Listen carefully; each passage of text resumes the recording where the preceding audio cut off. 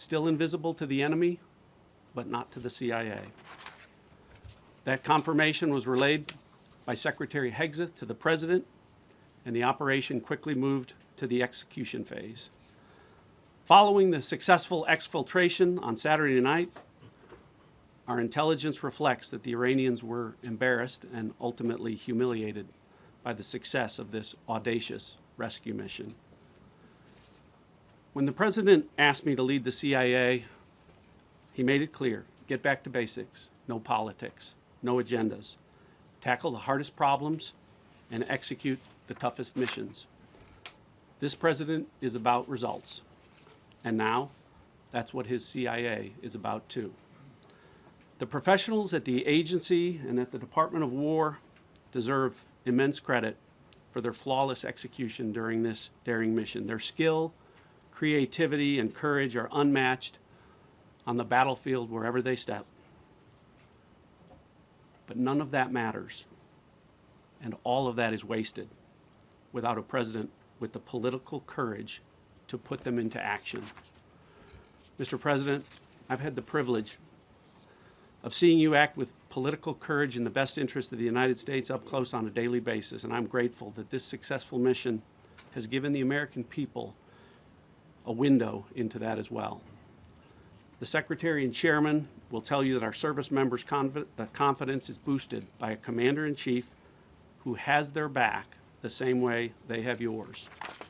And I know that the confidence of CIA's officers is boosted by the knowledge that their work is informing a president who's not afraid to make the hardest decisions when the stakes are highest. And to the American people, your confidence should be boosted by knowing that the security of the nation is in the hands of a president who's willing to take on problems that have confounded both sides of the political aisle for nearly half a century. It is an honor to serve under a leader who just proved that you can believe him when he says, no matter what, we will leave no one behind. We will come for you. Thank you.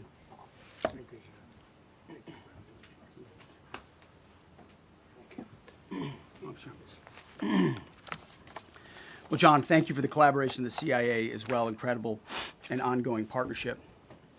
Ladies and gentlemen, fellow Americans, and especially the brave warriors in our armed forces, over this Easter weekend, the United States military has once again proved why we possess the greatest fighting force the world has ever known. In two extraordinary combat search and rescue operations deep inside enemy territory in Iran, our warriors executed missions of breathtaking skill, courage, and precision. When our warriors are unleashed, as this president has allowed them to be, they are unstoppable. When American airmen were down behind enemy lines, our forces and our president did not hesitate. Special operators supported by elite air crews and intelligence professionals moved swiftly and decisively into treacherous mountain terrain under the constant threat of Iranian forces closing in. Ultimately, it was an impotent Iranian threat. And today, as the CIA director mentioned, Iran's military, and we know this, is embarrassed and humiliated, and they should be. Now, these are not routine operations. They were high-risk, high-stakes missions conducted in the heart of enemy territory. This was not just barely into Iran, this was deep into Iran, involving coordinated strikes to suppress threats, deception tactics to protect our teams, and full synchronization across air, ground, and special operations. The Iranians are still asking themselves right now, how did the Americans do this? One downed airman evaded capture for more than a day, scaling rugged ridges while hunted by the enemy. When he was finally able to activate his emergency transponder, his first message was simple, and it was powerful. He sent a message: God is good. In that moment of isolation and danger, his faith and fighting spirit shone through. You see, shot down on a Friday, Good Friday, hidden in a cave, a crevice, all of Saturday, and rescued on Sunday. Flown out of Iran as the sun was rising on Easter Sunday. A pilot reborn, all home and accounted for, a nation rejoicing. God is good. Despite incoming fire and unforgiving conditions, our troops brought every American home. No American lives were lost. We leave no man behind, and that is not luck. It's the result of unmatched training, superior technology, an unbreakable warrior ethos, and sheer American grit. Our special operators, pilots, and support crews performed with near perfection under fire, and they were lethal. Just ask any Iranian soldier who dared attempt to get anywhere near that pilot before or during that mission. Death from above. Our troops turned a potential tragedy into a resounding demonstration of American resolve and capability. That's what excellence in uniform looks like. But make no mistake about it. None of this would have been possible without the courageous leadership and ironclad determination of President Donald J. Trump. From the moment our airmen went down, President Trump made it clear we will leave no one behind. The first mission, the first of two, was an audacious daylight thunder run right up the middle. It was authorized in less than 2 hours from that pilot going down when we knew where he was. And it was authorized in the middle of the night, because anybody that's worked for this man knows he's up in the middle of the night. Authorized immediately, without hesitation, audaciously. The second mission, as soon as we knew where that pilot was, and John was certainly helpful in that, also executed immediately. You know, I looked up at my screen when the final mission was complete inside our SCIF, our secure facility. And we have a running VTC, a running coordination cell. And the top of it read 45 hours and 56 minutes. For 45 hours and 56 minutes, we held that call open for coordination. From the moment our pilots went down, our mission was unblinking.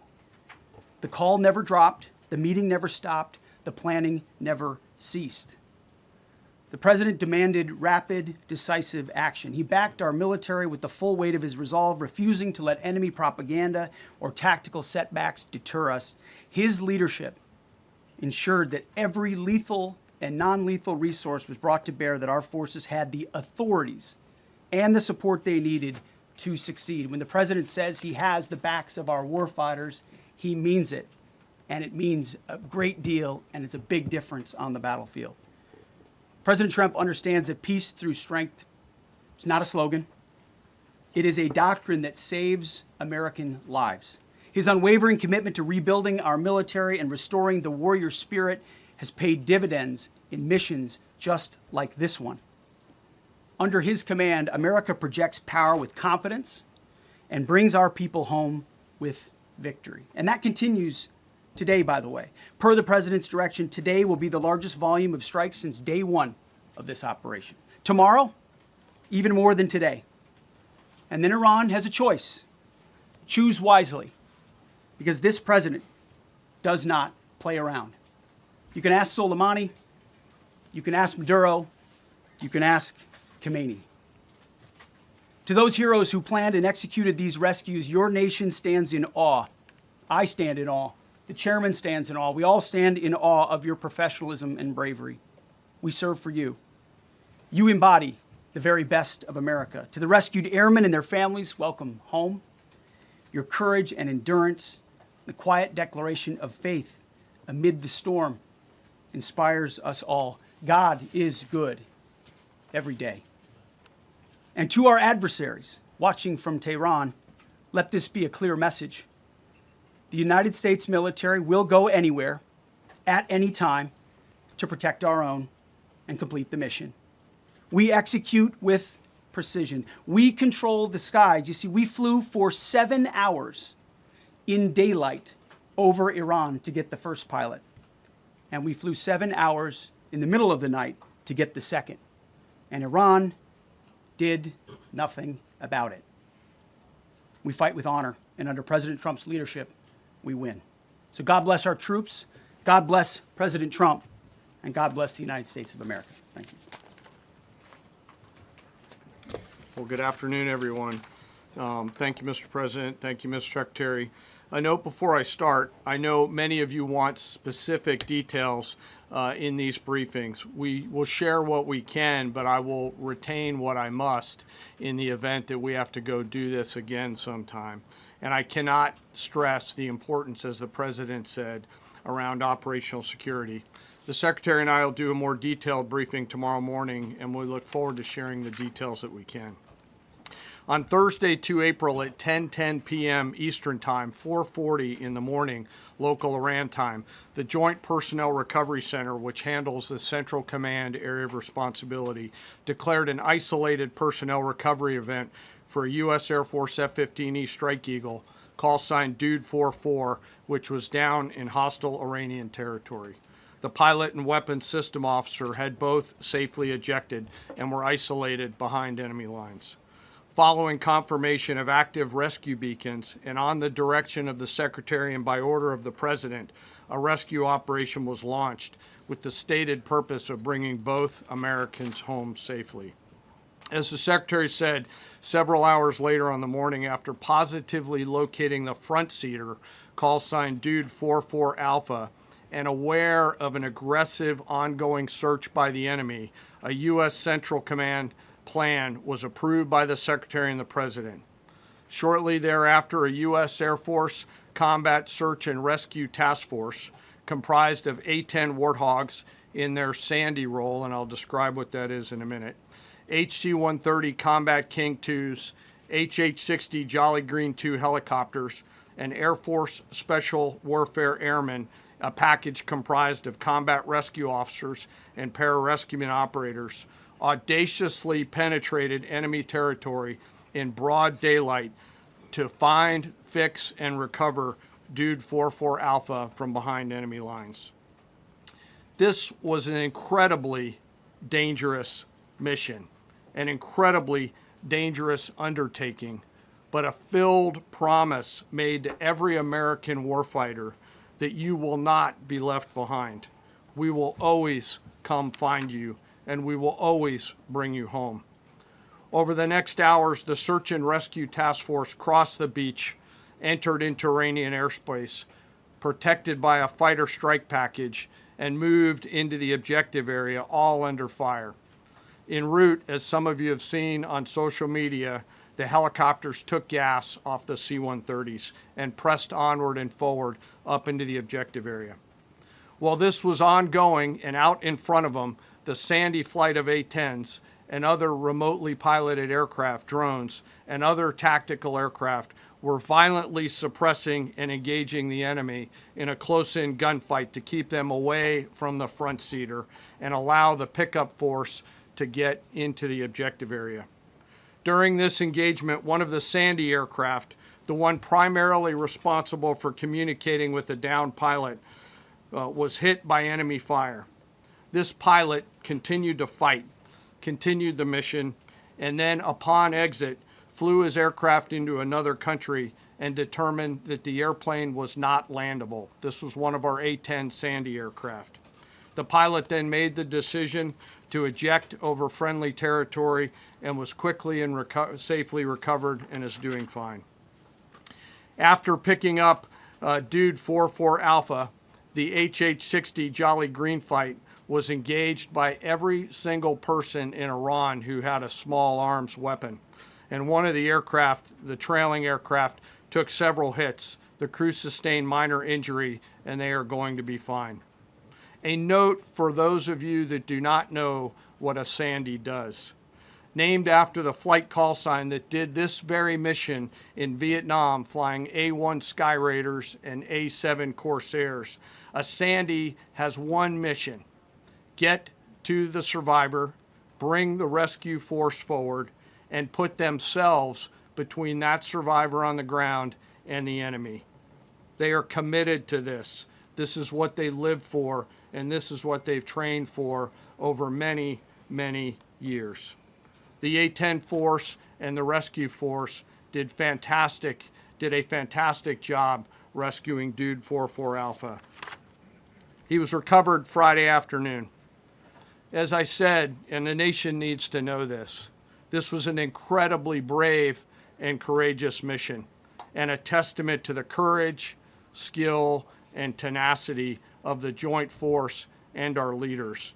And especially a daylight option, having the guts to try, means so much to so many. Meanwhile, the backseater, as the President and the Secretary have said, had continued to work and survive. Through the hours of daylight, Dude 44 Bravo, the backseater, evaded. Using every means available, the efforts of the United States military, the Central Intelligence Agency, and others were attempting to find and locate with precision Dude 44 Bravo, the backseater. A note on the backseater and the front seater. The single most important contributor to a successful rescue operation is the spirit of attack inside the heart of that downed aviator. Their will to survive, their will to evade, their will to recover is everything. In this case, the backseater's absolute commitment to surviving made much of our efforts possible. On Saturday, 4 April, after establishing positive communications with the backseater, we learned, as the President said, that he was injured and actively evading enemy forces. And thanks to our interagency partners, we were able to get eyes on his location and positively ID him.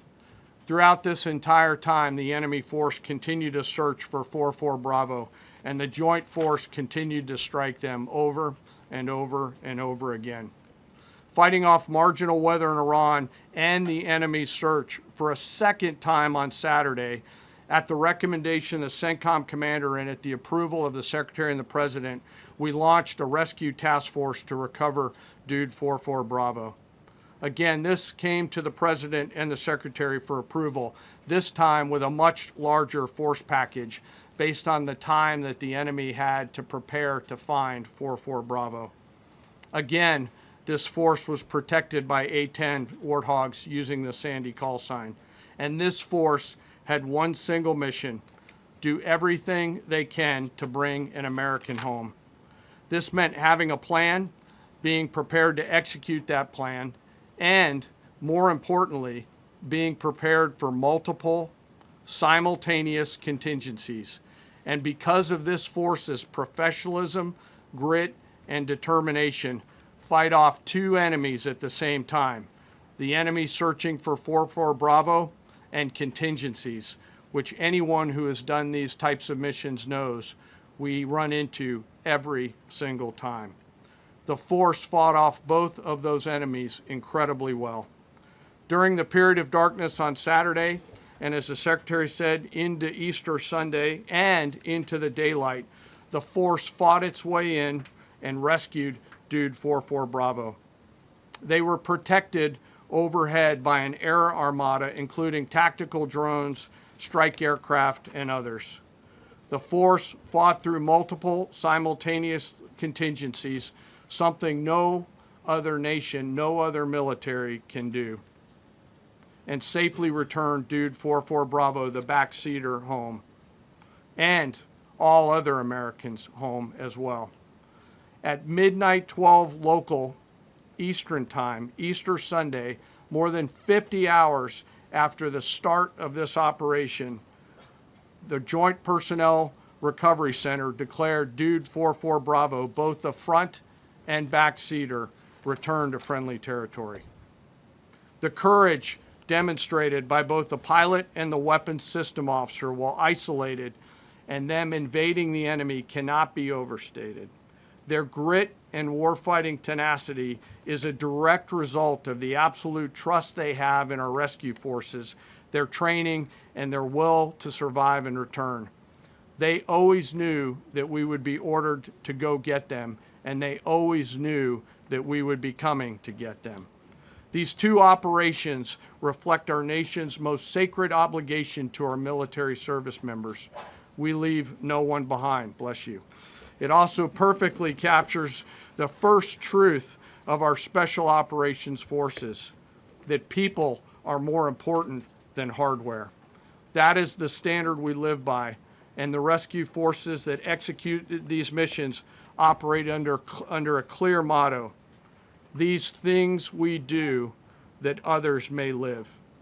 Their actions were a direct embodiment of that commitment to others, and I could not be more proud of each and every one of them today. As the Secretary said to our enemies, this operation serves as a clear reminder of the capability and will of America's joint force.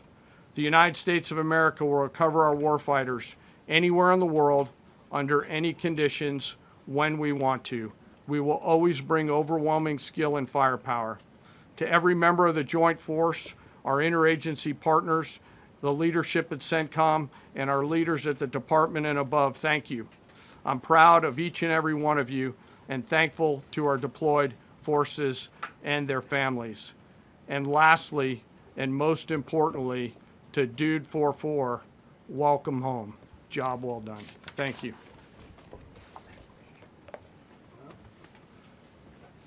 Pretty amazing, pretty amazing. And these two gentlemen have been, from day one, they've been perfecto. You know, I got to know General Kane in my first term because he was able to take out ISIS in 4 weeks instead of the 4-year projection that was given to me by other much lesser generals. I said, you know, if I ever do this again, that's going to be the head of my Joint Chiefs of Staff. And we worked it that way, didn't we? It's amazing. He took out ISIS. We defeated ISIS in 4 weeks. I was told it would take 4 years. I flew to Iraq to find out with the greatest equipment in the world, why would it take 4 years? And he told me, sir, it won't. It'll take 4 weeks and you'll have time left over. And that's exactly what happened. So he's great. And Pete, all I can say is that he was treated very unfairly. And now those same people that treated him unfairly, that fought against him, they called me up saying, what a great choice he was. They said, well, what happened during his nomination? What happened to you? I'm telling you, people that were not for him, senators, friends of mine, sir, I don't think you're doing the right thing. Now they're calling me up. What a choice. These two guys are fantastic. And John Ratcliffe was incredible. It was actually their genius that called us from, it was 40 miles away. And he said, you know, we're seeing something moving up in the mountain. This is at night. And they kept the camera on him for 45 minutes. It wasn't moving. And they said, you know, probably wrong, but we're seeing something moving. This is a vast mountain, vast, thick, with bushes, trees. He said, we see something moving 40 miles away. It was the head of a human being, I'm telling you, it's moving. And then all of a sudden, 45 minutes later, he moved a lot. Stood up, and they said, we have him. And that was really the beginning of something incredible. We had an idea where he was, but not specifically, and it's a big mountain. So I want to thank the CIA, too. I don't think they get enough credit for the great job they've done. Yes, please. Thank you very much, Mr. President, for this great opportunity. Country, it has super army. You make a difference, Mr. President. Thank you for your greatest leadership. Thank you. I have 2 quick questions, Mr. President. What was your reaction when you learned that Kurdistan region had resumed exporting oil to the international market with your support as United States of America? Well, I expected that. We've gotten along with the Kurds for a long time, so I expected that. Another question, what would be your reaction if the Iranian people rise up against their regime during a ceasefire, Mr. President? Well, they should do it, but again, the consequences are great. I mean, they were told, if you protest, you will be shot immediately. You saw what happened to the young wrestler. He was a great champion, by the way. He was a great wrestler, one of the top in the world. And he and his 2 friends were hung. And all they did was say a little bit about liberty. They wanted liberty, and they were violently executed. But the number is up to probably 45,000 people were killed. So, you know, when somebody stays in a house, when they know if they walk out of the house to protest, they'll be immediately shot and killed. And they issued that, you know, that was publicly issued. It's not a secret.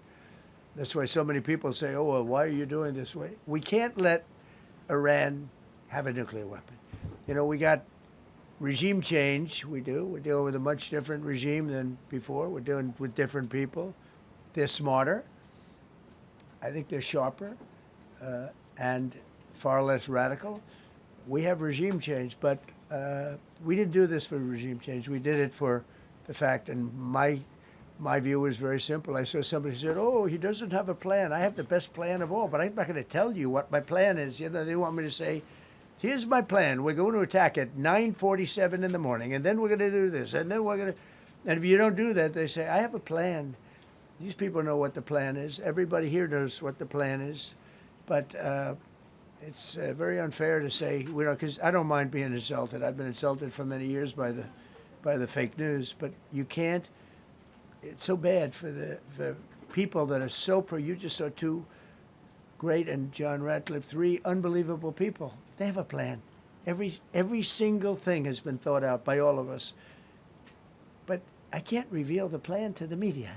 So, you know, but we're just thrilled by the success of this operation. Yes, please. Thank you, Mr. President. You've said Iranians would be mad if you stopped these attacks, but why would they want you to blow up their infrastructure, to cut off their power? Wouldn't that be punishing Iranians for the actions of the regime? They would be willing to, and it's suffering, they would be willing to suffer that in order to have freedom. The Iranians have, and we've had numerous intercepts. Please keep bombing. Bombs that are dropping near their homes. Please keep bombing. Do it. And these are people that are living where the bombs are exploding. And when we leave and we're not hitting those areas, they're saying, please come back, come back, come back. These are the people. I don't know what they do. All I can tell you is they want freedom.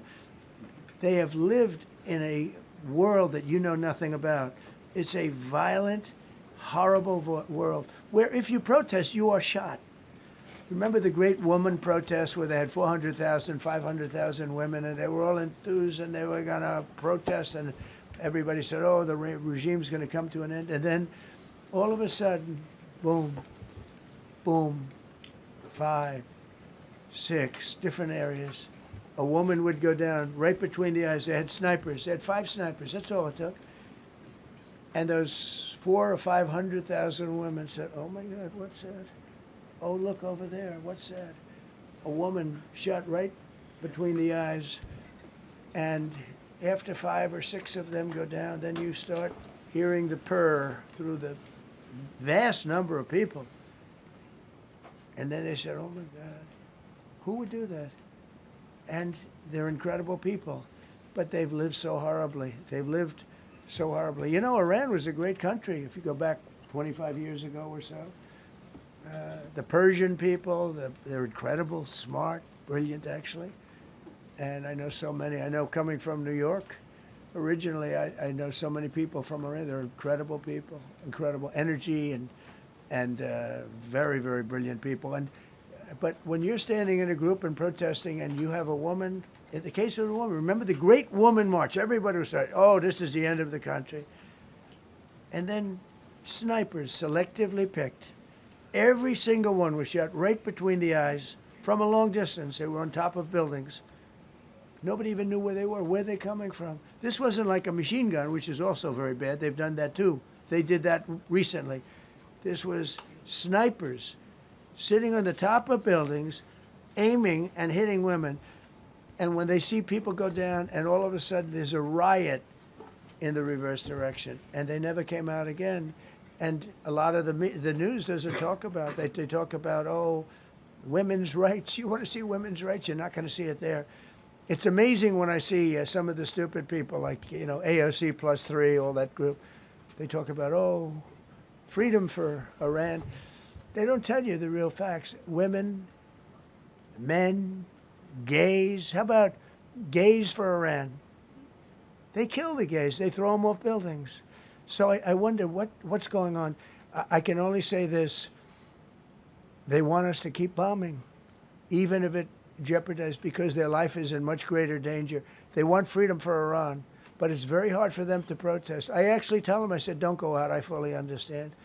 Nobody in this room would go out. I don't think there's any, because frankly, it's not a question of bravery. We're all brave, right? You're brave, I'm brave, we're all brave.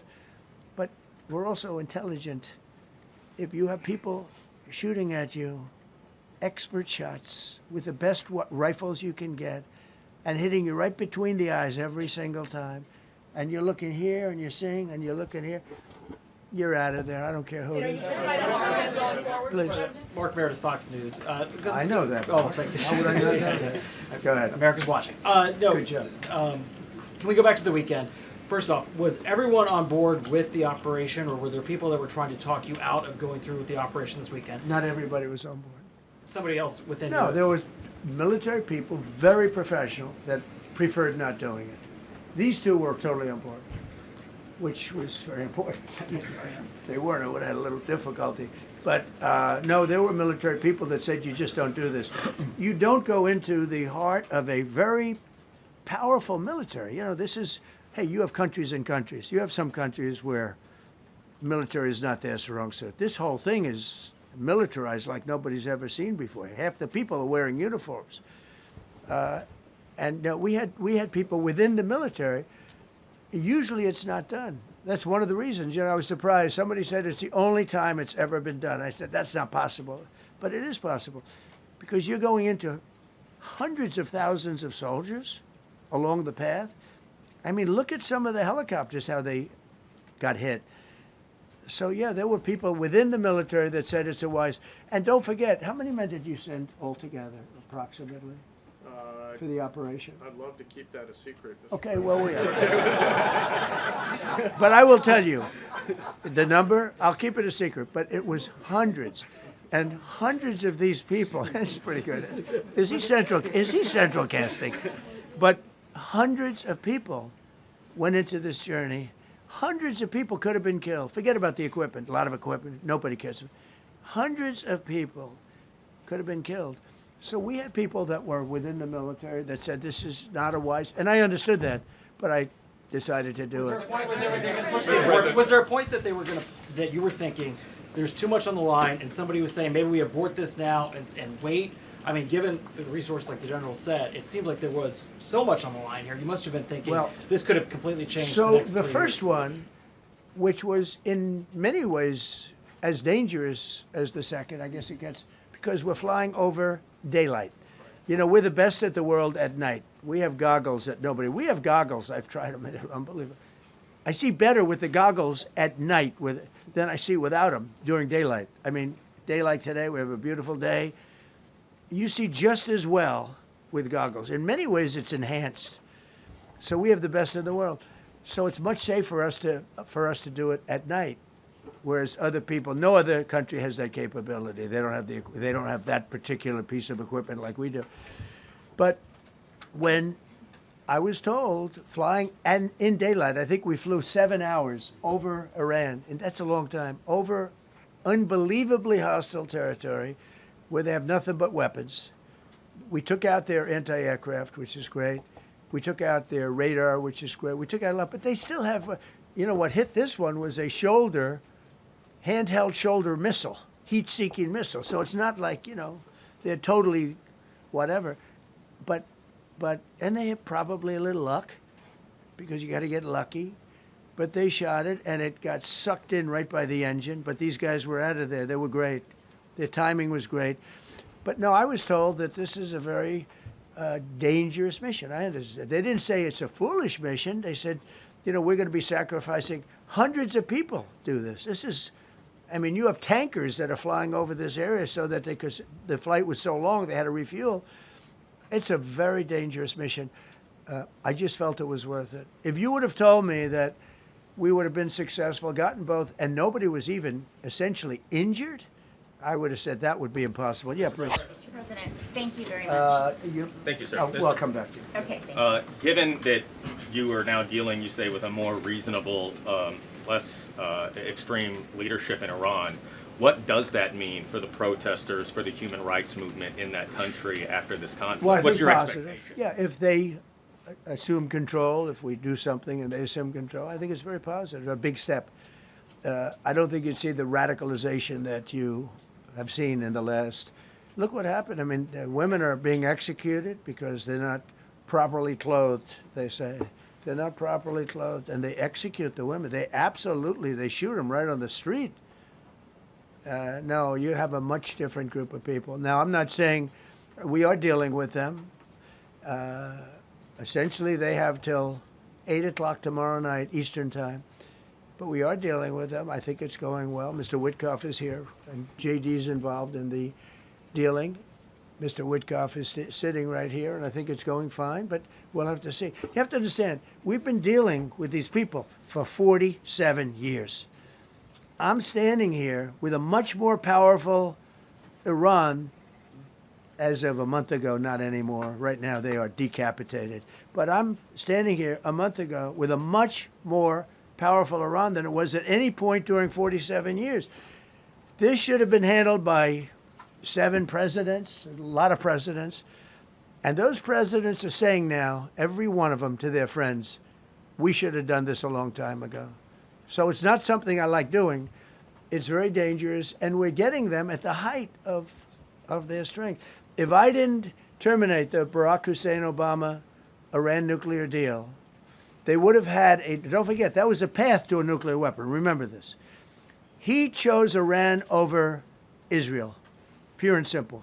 How Israel can vote for a Democrat is if you're Jewish in New York City or any place else in this country, and how you can vote for a Democrat is unbelievable, because he chose Iran, a very hostile Iran. Remember when he filled up a 757 with cash, billions of dollars of cash, and he sent it over to them.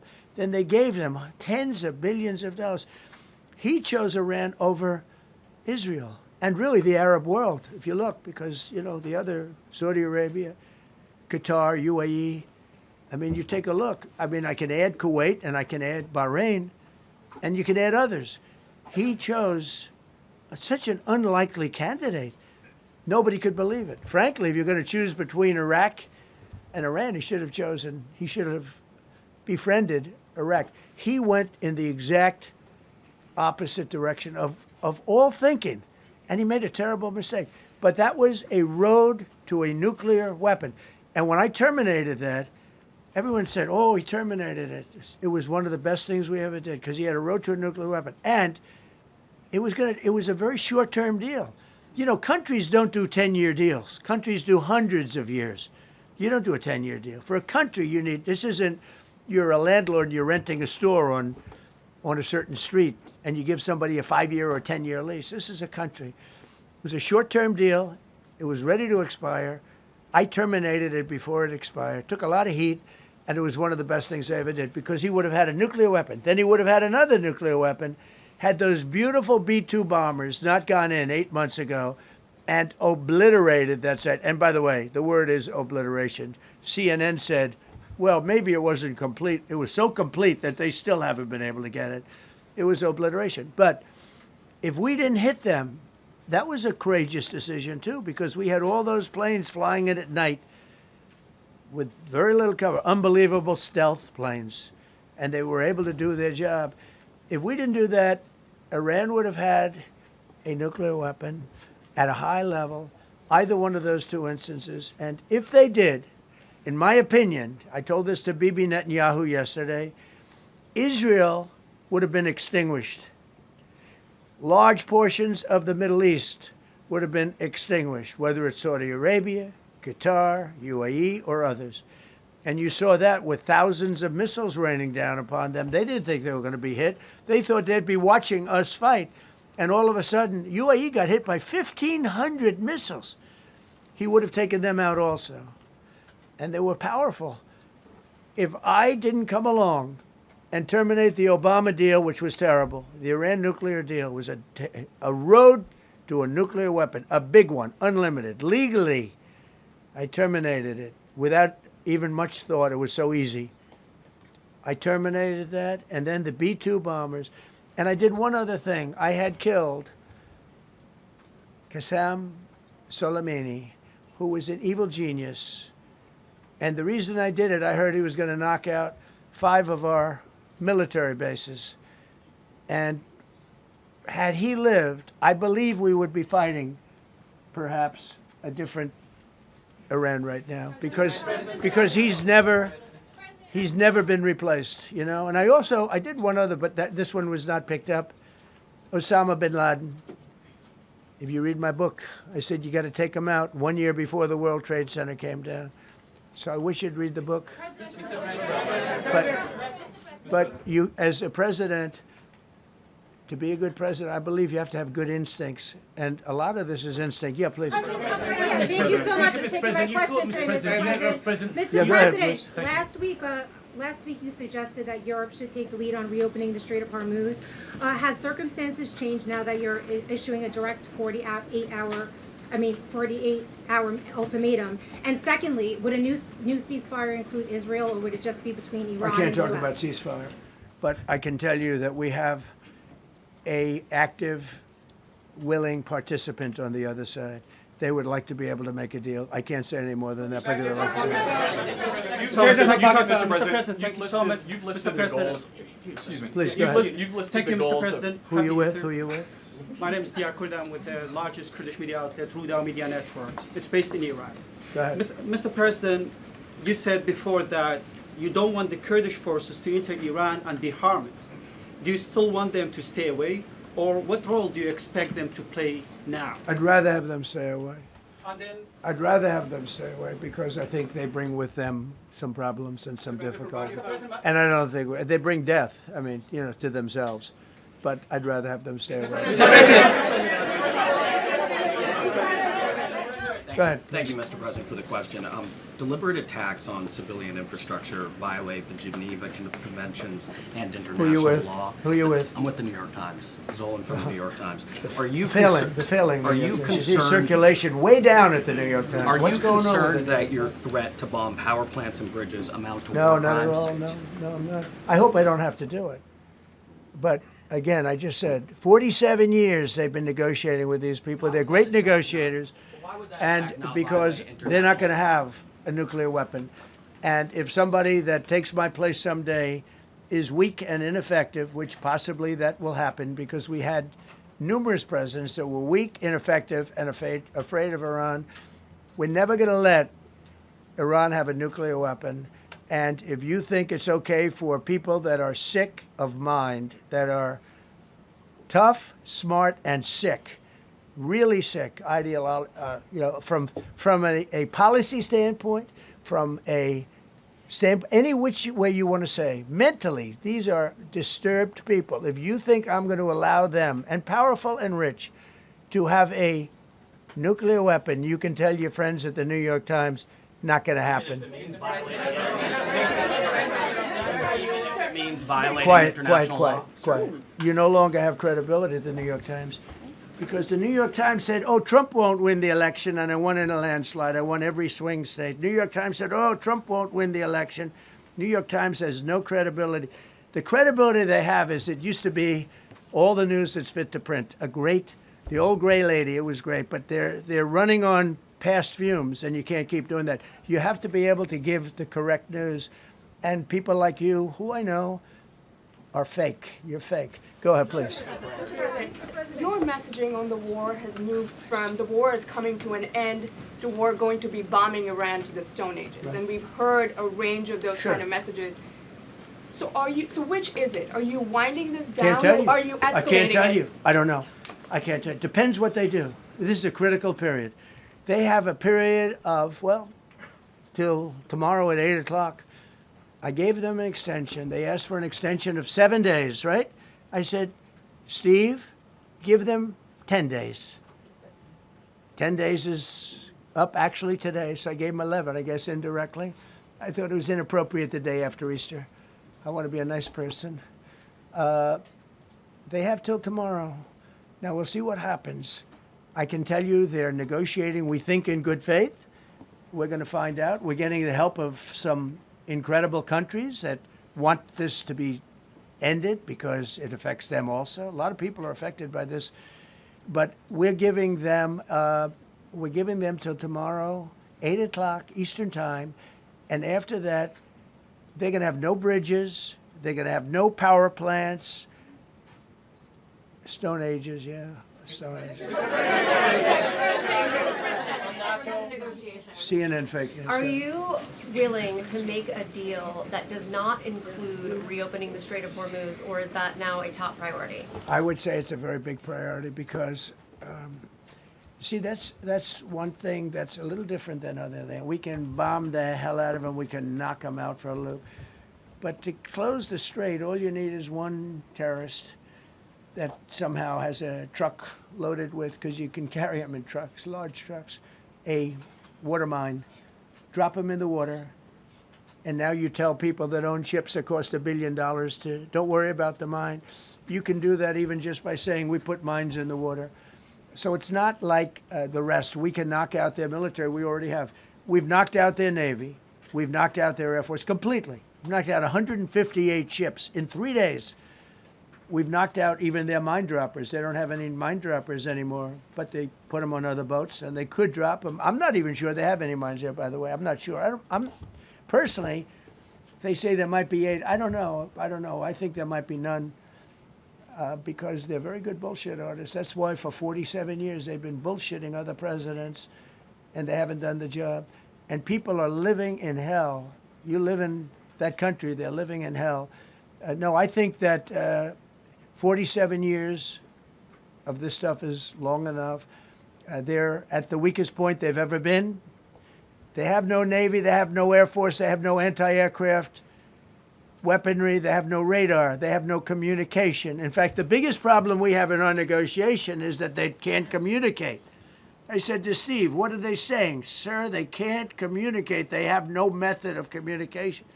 So we're communicating like they used to communicate 2,000 years ago with children, bringing a note back and forth. They have no communication. But all I want to see is I want to have a safe world, and you're not going to have a safe world. Israel will be gone. The Middle East will be gone. And then they're coming for Europe. And I have to tell you, I'm very disappointed in NATO. Very. I think that NATO... I think it's a mark on NATO that will never disappear in my mind. You know, they're coming to see me on Wednesday. They're going to say, oh, we'll do this, we'll do that. Now they all of a sudden want to send things, you know. But they said it loud and clear at the beginning when I spoke to UK of all. I would have said they would have been the first because they're the oldest. And I say, yeah, I'd love to have a little help. He said, no, sir, we'd rather wait till you win. I said, I don't need help after we win. They have 2 old broken aircraft carriers, barely work. I said, I guess we can use them. Who the hell knows? I called the general. He didn't even want them. He said, we don't really need them. We got the SS Abraham Lincoln, sir. We don't need them. You know, we have, in terms of technology, we had one day 101 missiles going at 2,700 miles an hour aimed at the Abraham Lincoln. 101 missiles. Out of 101 missiles, 101 missiles were shot down. Unbelievable technology. 10 years ago, 5 years ago, I don't know if that would have been possible, but 10 years ago that wouldn't have been possible. 101 missiles heading to a ship that's not that far off the coast, and out of the 101 missiles, we shot down all 101. We have weaponry. The Patriots are unbelievable. We have weaponry that's unbelievable, yeah. Go ahead, please. Yes. Thank you, Mr. President.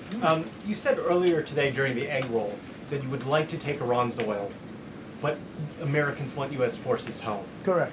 What's that trade-off? If I had my choice, Does it take if I had my choice, yeah, because I'm a businessman first. With Venezuela, as you know, the war was over in about 45 minutes. And we have great people running Venezuela, very good people. I mean, the relationship is good. And we are a partner with Venezuela.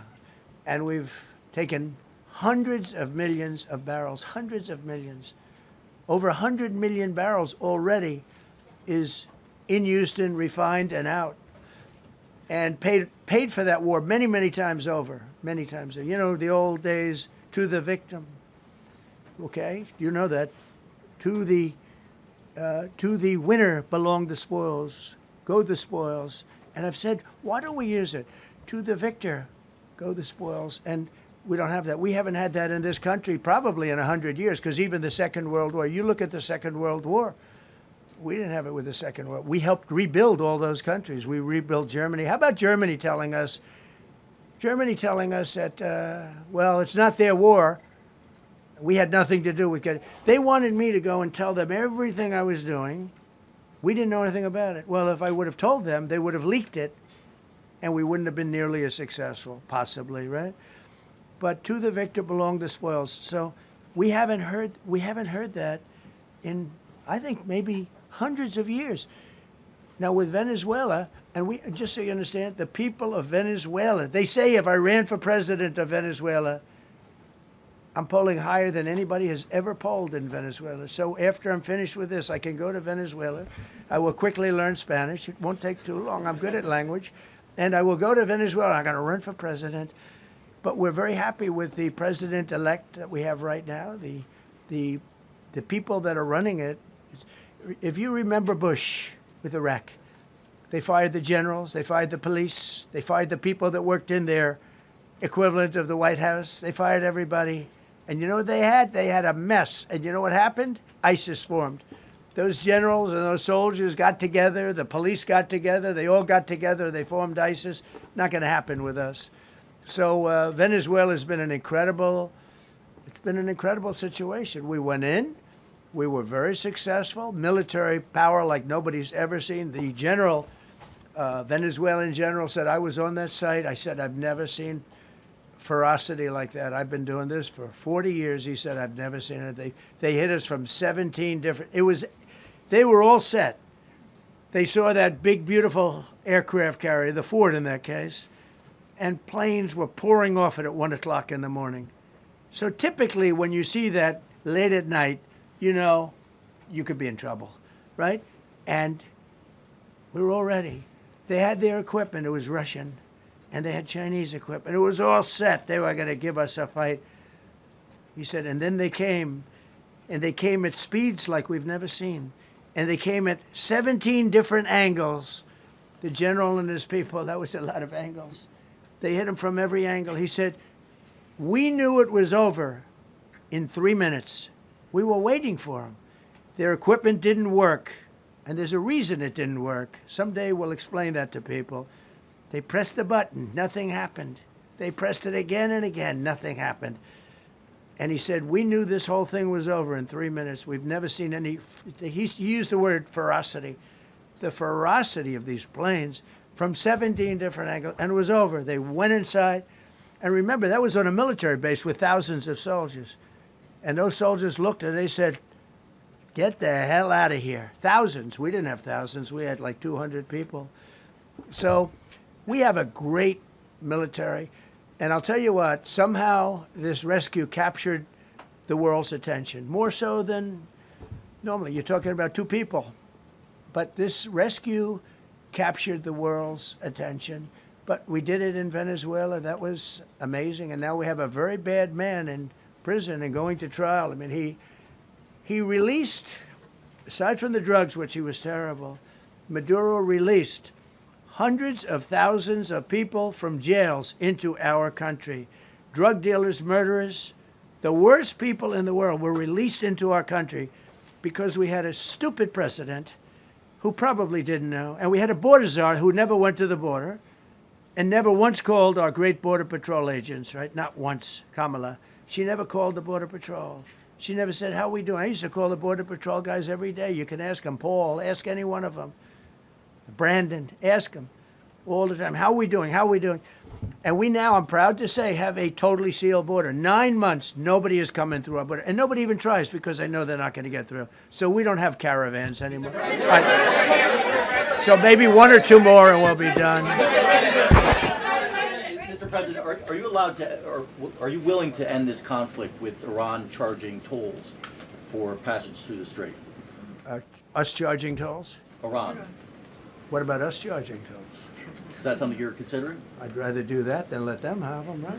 Why shouldn't we? We're the winner. We won, okay? They are militarily defeated. The only thing they have is the psychology of, oh, we're going to drop a couple of mines in the water, all right? No, we have a concept where we'll charge tolls, okay? I thought you meant us. Your question was, Your question would have been more accurate if you said us. Go ahead. Thank you very much. So just to clarify, in order for Iran to successfully meet your deadline tomorrow, do they have to make a deal, open the strait, or both? We have to have a deal that's acceptable to me. And part of that deal is going to be we want free traffic of oil and everything else. Mr. President, thank you very much. You've said glory be to God in this conflict. Do you believe that God supports the United States' actions in this war? I do, because And have you God sought is his good. direction? Because God is good, and God wants to see people taken care of. God doesn't like what's happening. I don't like what's happening. Everyone says I enjoy it. I don't enjoy this. I don't enjoy it. These two guys don't enjoy it. You know, people say, "Oh boy, they're so tough." They don't like. I don't like seeing people killed. I've ended 8 wars. Nobody's ever done it. The person who won the Nobel Prize came to me and said, "You deserve the Nobel Prize." She announced that when they announced, they said, goes to Maria. She's a great person, really a good person. She said, "No, no, no. This is ridiculous. They gave me the Nobel Prize. President Trump ended 8 wars. I could go over every one of them, including India and Pakistan, where the Prime Minister of Pakistan said President Trump saved from 30 to 50 million lives. That makes me much happier than what we're doing right now. That makes me much happier. We have one more to end, by the way. Okay. President, you called yesterday in your Truth Social, you called the Iranians crazy bastards. True. What is your response to critics who say that I don't care about critics. What is your response to critics who say that it is your mental health that should perhaps be examined as this war continues? I haven't heard that. But if that's the case, you're going to have more people like me, because our country was being ripped off on trade, on everything, for many years until I came along. So if that's the case, you're going to have more people. Dasha, go ahead. Dasha, go. You said that very little is off limits in Iran as far as targeting, Yeah. including power plants, bridges, you've mentioned those. Very little is off limits. Are there certain kinds of civilian targets, though? I'm thinking schools I don't want or to tell you hospitals that. you I don't want would to say tell you is that. off- We have a plan, because of the power of our military, where every bridge in Iran will be decimated by 12 o'clock tomorrow night, where every power plant in Iran will be out of business, burning, exploding, and never to be used again. I mean, complete demolition by 12 o'clock. And it'll happen over a period of 4 hours if we wanted to. We don't want that to happen. We may even get involved with helping them rebuild their nation. And you know what? If that's the case, the last thing we want to do is start with power plants, which are among the most expensive thing, and bridges. You saw the bridge. The bridge went. We were very close to a deal. And then I got a call from Mr. Witkoff, Mr. Kushner, and J.D. saying, I think they're breaking the deal. I said, tell them that's okay. Don't worry about it. But tell them to look out their window and watch. And within 45 minutes, I gave the order to knock out the biggest bridge. I gave the order, knock out the biggest bridge in, I believe, the Middle East, but the biggest bridge in Iran. And within 10 minutes after I gave that order, that bridge was over. So do I want to do that? No. Do I want to destroy their infrastructure? No. It will take them 100 years to rebuild. Right now, if we left today, it would take them 20 years to rebuild their country, and it would never be as good as it was. And the only way they're going to be able to rebuild their country is to utilize the genius of the United States of America. On NATO, you voiced your displeasure with NATO in the past. Is there a danger to the U.S. not being the de facto of the leader of the alliance, and then other powers within the alliance then getting the decision making when it comes to wars and nuclear weapons? No, it's not a danger. Look, we went to NATO.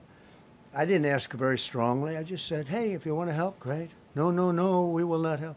I said, that's all right. You don't want to help? Because I've always said NATO's a paper tiger. See, NATO's a paper tiger. Putin's not afraid of NATO. Putin's afraid of us, very afraid of us.